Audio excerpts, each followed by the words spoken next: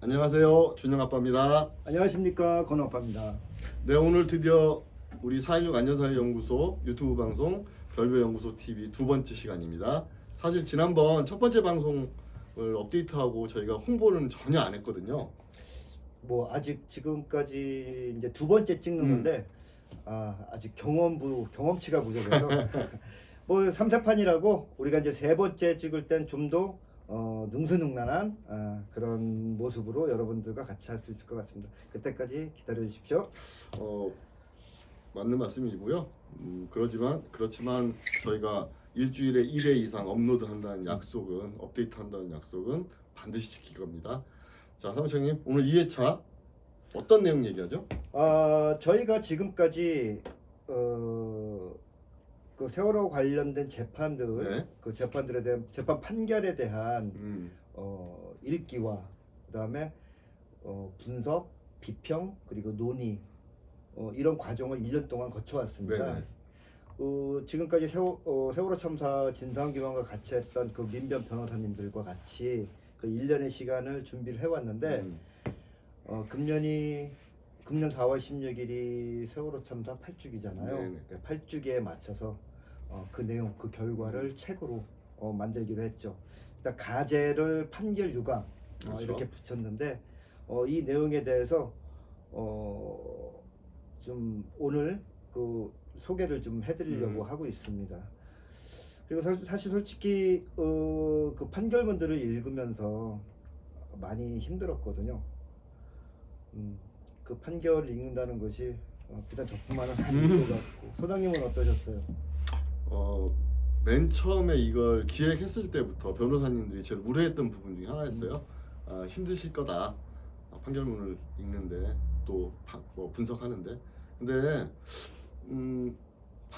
기존 판결문들을 읽는 것보다 더 힘든 게 있었어요. 판결문 안에 없어. 박근혜죠? 네, 한 명이 없는 거예요. 이게 없어. 이게 없어가지고 도대체 얘는 뭔데? 최고 큰 책임자였는데 그렇죠. 책임을 갖고 있는 세월호 참사에서 왜 이게 없지? 하고 생각해보고 또 얼마 전에 또 사면복권 받았잖아요. 네네네. 또 거기다 벌금까지 면제받아가지고 나 더러워 죽겠어 진짜. 사실 박근혜 본인은 검찰에서 기소조차도 안 했잖아요. 수사도 안 했고요. 예, 수사도 안 했고 하다못해 조사 자체를 안 했거든요. 그러니 당연히 재판이 이루어질 수가 없었고, 그렇죠. 뭐 세월호 당시에 그 청와대 그 비서들에 그렇죠. 관한 뭐 당시 비서실장이었던 김기춘, 뭐 김장수, 김관진 이런 사람들에 대한 저 재판은 있었지만 그건 이제 허위 공문서와 위증에 관한 재판이었지 않습니까? 근데 정작으로 그 법의 심판을 받아야 될 박근혜는 조사조차 이루어지지 않은 거죠. 그 지금 방금 말씀하신 내용을 조금 풀자면 당시에 대통령 비서실에서 작성된 상황 보고서들을 네.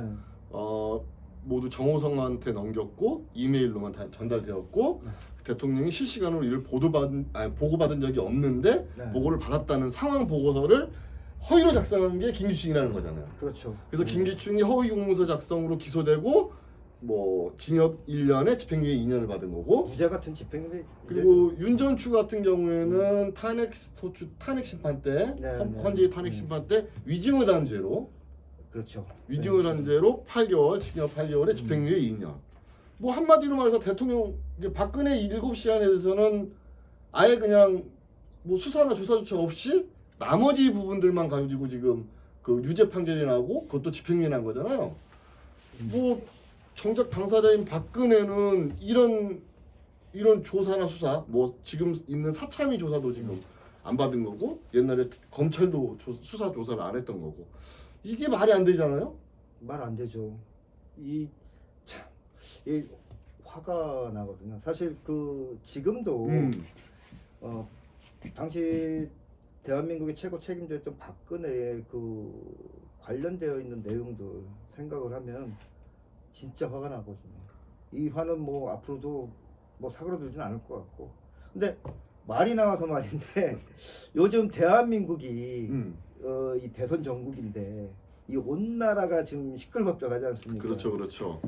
소위 말해서 그 야당 그 대권 후보인 그 윤석열의 배우자죠. 김건희에 관한 그 7시간의 통화 녹취록. 이게 상당히 지금 시끄러운데 그 7시간 이야기가 나오니까 또 세월호 참사 당시에 대통령의 7시간 박근혜와 관련된 거니까 또 이게 생각이 나는데 근데 이 그 관련된 그 7시간에 관련된 그 발언을 홍준표가 했어요. 이 홍준표라는 사람 참 사람이 아닌 것 같고 이 생각이 참 제정신이 아닌 것 같고 비상식적이거든요. 뭐 어찌 보면 그 당에서 나올 수 있는 답이 아닌가 또 싶기도 해요. 발언이 아닌가 싶기도 해요. 이게 무슨 발언이었냐 하면은 이 김건희와의 통화, 그러니까 서울의 소리 이명수 기자와 김건희와의 7시간, 네. 7시간에 관련된 그 통화 녹취록을 세월호의 7시간과 같이 매칭을 시켰어요. 그러니까 세월호 7시간이 연상이 된다. 그러니까 세월호 7시간을 갖고 그렇게 난리를 치더니 좌파들은 좌파라고 표현했거든요. 좌파들은 7시간을 참 좋아하네요. 이렇게 비아냥됐는데 과연 이게 사람으로서 상식적인 선에서 이해가 되고 이게 할 수 있는 얘기인가? 뭐 사람이 아니죠. 네, 사람이라고 생각해 보면 한 번도 보여주고 세월호 참사에 대한 입장 차이를 이렇게 명확하게 드러내는 발언이 뭐 많이 있겠지만 드물거든요. 잘 생각해 보세요. 국민이 무관 국민이 무려 304분이나 희생된 사건을 보며 가슴 아파하는 게 어떻게 이념의 문제입니까? 그렇죠. 그리고 국민의 생명을 국가가 지켜야 한다고 주장하는 게 좌파의 입장이라면 그러면 자칭 보수라는 이 사람들은 국민의 생명을 안 지켜도 된다는 주장인 건지 이건 명확해야 되는 거거든요. 그러네요. 또 네. 세월호 참사는 진영 논리가 아니에요. 맞습니다. 이 세월호 그런 논리가 될 수가 참사는 없죠. 네. 공감의 논리, 또 생명의 논리거든요. 근데 이거는 좌우 대립으로 아니 이건 아니죠. 인간이냐 아니냐의 대립이죠. 이건 너무한 거예요. 이거는 홍준표. 사람의 생명을 그 정치적인 이념, 정치적인 그렇죠. 잣대로 들이대고 판단을 한다는 게 그 기준을 나눈다는 게 참 어처구니가 없고요. 이제 말씀을 쭉 듣다 보니까 생각나는 게 있네요. 그 소장님께서도 예전부터 자주 말씀하셨던 부분인데 벌써 이제 필이 오신 것 같은데 네. 뭐 독재의 상징이라고 얘기하니까 좀 그런데 독재하면은 제일 먼저 생각나는 게 누굽니까? 뭐 히틀러. 예. 또그 외에도 뭐 있지만 여러 명 있죠. 저 대한민국에 네. 있었죠. 예, 있었고 근데 그 히틀러의 뒤에서 실질적인 인권을 말살하고 뭐 그랬던 사람이 있습니다. 여러 명 있지만 그 중에서도 또 선전상 괴벨스. 괴벨스. 예, 맞습니다. 그렇죠. 괴벨스. 이 사람이 그런 말을 했다죠. 맞는지 모르겠는데 저는 그렇게 알고 있는데 한 명을 죽이면 살인이지만 10,000명, 10만 명을 죽이면 영웅이다. 이건 도대체 무슨 개념일까요? 뭐 아주 전체주의적인 뭐 궁극주의적인 그런 발상이고요. 그 발상의 연장선에서 홍준표의 네. 발언을 뭐 생각해 보면 뭐 이렇게 일맥상통하는 면이 있지 않나 이런 생각이 좀 들긴 합니다. 뭐 예, 그래서 저도 뭐 재차 말씀드리지만 어떻게 이 사람의 생명에 관한 기준을 정치적인 논리 그걸로 잣대를 나눌 수가 있느냐 그거에 대해서 진짜 어처구니가 없고요. 뭐 거기에 대해서 우리 4.16 안전사회 연구소에서 성명서도 발표하고 네. 강하게 유감 표명을 했죠. 사실 세월호 참사 당시에 우리가 그 박근혜 행적에 대해서는 사실 아는 게 없습니다. 뭐 당시 그 청와대의 변명이죠. 변명을 통해서 알려진 부분들 그리고 또 김기춘 등의 그 재판 과정에서 드러난 부분들 이런 부분들 외에는 사실 이게 사실인지도 명확하게 그렇죠. 네, 확인되지도 않았지만 이런 부분들 그러니까 박근혜 당시 7시간의 행적이 전혀 밝혀지지가 않았고 지금도 모르고 있거든요. 사실 그 부분에 대해서는 재판 뭐 조사조차도 안 됐으니까.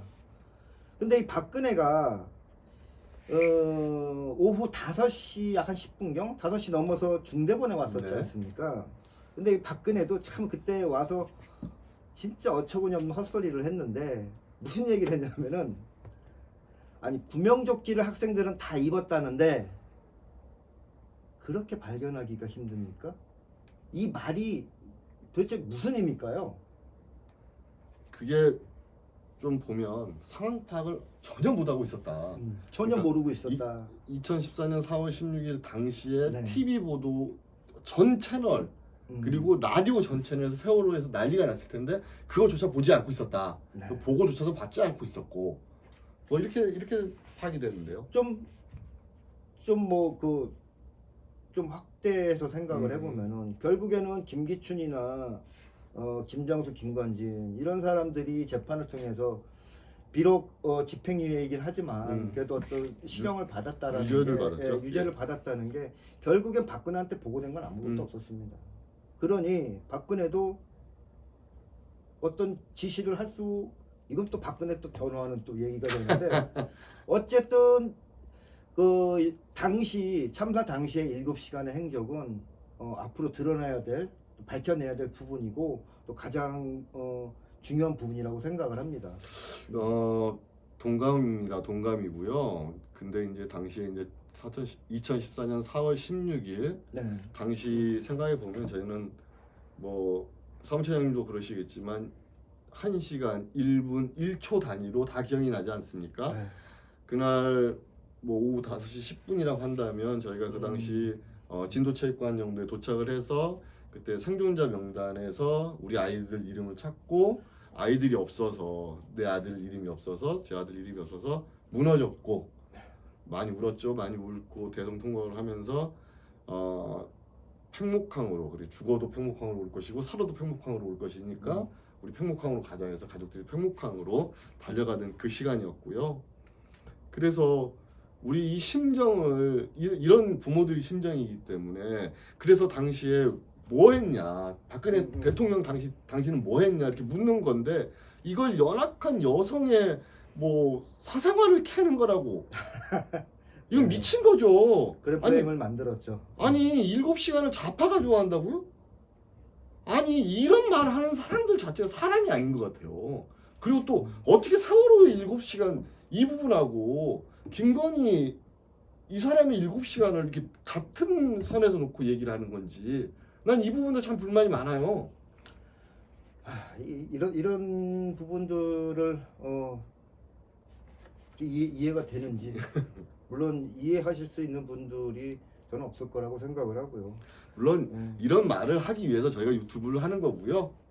구독, 좋아요, 알림 설정.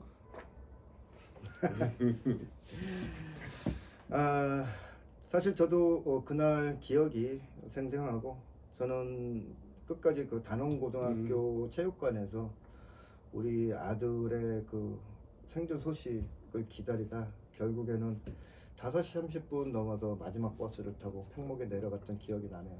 예. 이 판결문을 읽으면서 참 많이 힘들었거든요. 가만 보면 이 박근혜는 최순실이 와서 뭐라고 이렇게 얘기를 하기 전에는 아무것도 할 수 없는 사람이에요. 근데 요번 그 김건희의 7시간 통화 녹취로 그 부분에서도 밝혀진 부분이 있지만 그러니까 나온 내용 방송 중에 나온 내용이 있지만 아마 그 윤석열 후보도 아마 같은 상황이 아닐까. 왜 있지 않습니까? 윤석열을 생각하면 박근혜가 연상이 되고 김건희를 생각하면 최순실이 연상이 되고 이런 부분들이 참 이 뭐 박근혜도 마찬가지였지만 뭐 같은 이렇게 연상이 되는 매칭이 되는 그런 상황이면은 윤석열이 대통령이 되면 어떤 결정을 할 수 있을까 그런 부분도 참 굉장히 궁금해집니다. 이런 거잖아요. 그 세월호 참사 뭐 이런 뭐 대형 참사가 났을 네. 때 대통령이란 그 자리에 있는 사람이면 그 국정을 책임지고 있는 사람이고 네. 국군 통수권자고 그건데 모든 사항을 다 취합할 수 있는 사람이기 때문에 이런 거 저런 거 다 필요 없고 국민부터 살려 국민의 생명이 우선이야 국민 모두를 안전하게 구조해. 그러고 나서 보고해. 이렇게 할 수도 있는 거고 보고하면서 구해 빨리. 이렇게 할 수도 있는 거거든요. 근데 국민이 죽어가고 있는데 뭐 하라고 뭐 했는지 밝히지도 않고 7시간 만에 나타나서 텔레비전에서 뭐 구명조끼 어쩌고저쩌고 이런 햇소리를 하고 이게 대통령이 이건 아니라고요. 이건 대통령 자리에 있으면 안 되는 사람이라고요. 근데 윤석열도 마찬가지로 좀 행동할 것 같다는 게 보인다는 거잖아요. 네네. 자, 이건 같은 생각을 하시는 것 같아. 뭐냐면 이거 잘 봅시다. 이제 이거는 좀 더 급박한 상황이에요. 뭐 우리도 급박한 상황이었지만 이제 요새 미사일 위기잖아요. 미사일 막 그 북한에서 쏘고 미사일을 쐈다. 우리나라를 향해서. 근데 보고를 받았어. 그럼 윤석열 부인한테 김건희 씨한테 전화해서 여보 미사일 쐈다는데 어떻게 해야 돼? 그러면 그 김건희 씨는 또 도사님들한테 자칭 도사님들한테 전화해서 도사님 어떻게 해야 될까요? 구판이라도 벌여야 될까요? 아니면 뭐 이렇게 이렇게 된다는 그 스토리가 그냥 눈에 훤하게 보인다는 거잖아요. 예, 옛날에 그 생각나는 코미디가 있는데 그거 하지 마세요. 괜히 그 부분에 자존심 자격 문제니까 자격심 문제니까 자 어쨌든 이렇게 또 얘기를 하다 보니 어느새 시간이 또 이렇게 지나가는데 사실 저희 오늘 저희가 서두에 말씀드렸지만 그 세월호 관련 재판들에 대한 재판 판결문에 대한 그 판결 비평문을 좀 설명을 드리고 좀 소개하는 그런 시간을 가졌어야 되는데 어떻게 이야기가 윤석열 때문에 요즘 큰 이슈입니다. 근데 사실 그 윤석열도 세월호 참사와 세월호와 진상규명과 무관하지 않거든요. 네, 그렇죠. 당시 검찰총장일 때 다들 기억나시겠지만 2019년도 11월이었죠. 네네. 2019년 11월 달에 검찰 특별수사단을 만들었습니다. 그렇죠. 그러면서 그 당시에 그 단장이 임관혁이었었죠. 물론 이제 뭐 허수아비겠지만 만들어졌고 그 특수단에서조차도 박근혜에 대해서는 전혀 수사를 하지 않았거든요. 박근혜뿐만이 아니죠. 황교안, 우병우, 김기춘 등 그 윗선들은 거의 수사를 안 했죠. 네. 그러니까 그나마 그 해경 지휘부에 대한 그 기소만 했고 그때 기억나네요. 우리가 그 서울 중앙지법에 그 소장님하고 저하고 그때 구속적부심. 구속적부심 저희가 이 간절한 마음으로 구속을 시켜달라고 요청을 하러 갔는데 그때 진짜 절실한 마음이었었거든요. 간절한 마음이었었고 근데 뭐 어쨌든 불구속으로 수사를 하게 됐고 그래서 1심에는 무죄 나오고 지금 뭐 2심 진행 중이지만 그래서 이 윤석열도 당시에 검찰총장으로서 이 세월호 참사와 무관하지 않다라는 거고 실질적으로 우리 가족들이 진짜 이 눈물로 자식을 잃은 그 심정 그 마음으로 간곡하게 호소를 하고 요청을 했는데 결국에 세월호 참사 진상규명엔 1도 안 했거든요. 이런 자가 그 지금 뭐 공약을 쭉 발표를 하고 있지만 뭐 어떤 공약인지 사실 솔직히 귀에는 안 들어오고요. 대통령이 된다면 만에 하나 대통령이 된다면 그 국민들과의 약속, 그 국민들께 약속을 한 그 공약을 제대로 이행할 수 있을까, 지킬 수 있을까? 거기에 대해서는 저는 노라고 생각을 합니다. 또 이런 사람이 대통령 후보로 나와서 거들먹거리는 것도 저희한테는 고통이죠. 네, 고통이죠. 참 마음이 씁쓸합니다. 네, 저도 같은 마음이고요. 하여간 오늘 김건희 7시간 때문에 박근혜 7시간까지 이야기하게 됐는데요. 나머지 선언과 해경에 대한 이야기는 다음 시간에 하기로 하고요. 오늘은 여기서 마치는 게 어떨까 합니다. 예, 사실 오늘 말씀드리려고 했던 그 부분에 대해서 더 알차게 준비해서 저희가 다음 방송 때 그때 말씀을 드리고 우리가 이 방송 맨 끝부분에 하는 거 있죠? 예, 그 부분을 같이 우리가 말씀드리고 여러분들께 부탁드리면서 오늘 방송 맺을까 합니다. 네, 그래요. 하나 둘 셋 하면 네. 시작하죠. 하나 둘 셋. 구독, 구독, 좋아요, 알람 알림 설정. 사랑해요. 아이 사랑해요. 저희들에게 큰 힘이 됩니다. 부탁드립니다. 다음에 또 만나요. 꼭이요. 네, 꼭 만나요. 고개 들어야 돼.